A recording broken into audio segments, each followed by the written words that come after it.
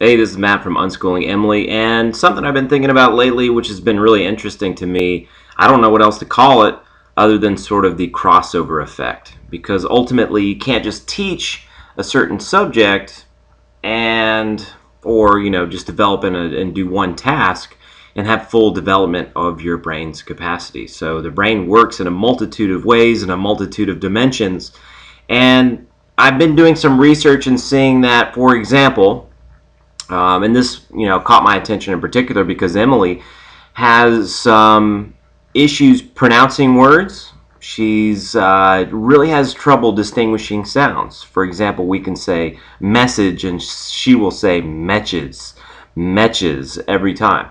Even if we do sit down and work with her and try to work her through it 20 times, still doesn't connect because there is, and there always has been, a little bit of a speech impediment and some different, some difficulty distinguishing sounds. So, I actually looked and saw that learning to play a musical instrument, because it enhances your ability to distinguish between sounds and tones, is really helpful at comprehension and speaking ability and all these types of things, which is very interesting if you think about the crossover there.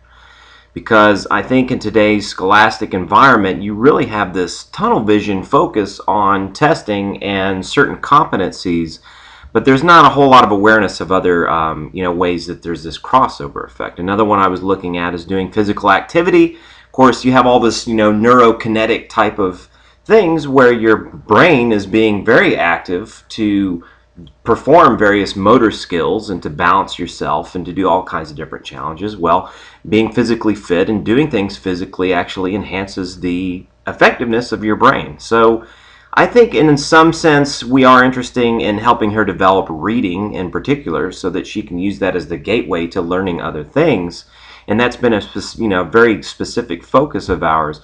But we're starting to become more aware of the crossover effect from other dimensions. And that's one of the advantages of unschooling, is because I think kids naturally gravitate to a wide variety of different activities that do provide that crossover effect, whether it's being physically active, whether it's doing various physical challenges, whether it's wanting to play music, listen to music, sing songs, play an instrument. They gravitate to all those different areas, and sometimes their ability to pursue those freely is hindered by being in a school environment. Sometimes it's greatly cultivated as well. I don't want to bash school too much here, because I do think that they try to cater to that and give a kid a well-rounded education. But it's something that I've been looking into a little bit and found to be very interesting. Likewise, speaking more strictly in terms of academics, her actually doing some spelling the other day made her reading better. She was able to differentiate the sounds better and pick up the little word chunks, the ERs and the INGs and the CHs and all those sort of phonic sounds. She was able to pick it up better and grasp it better when she was doing it in a different form.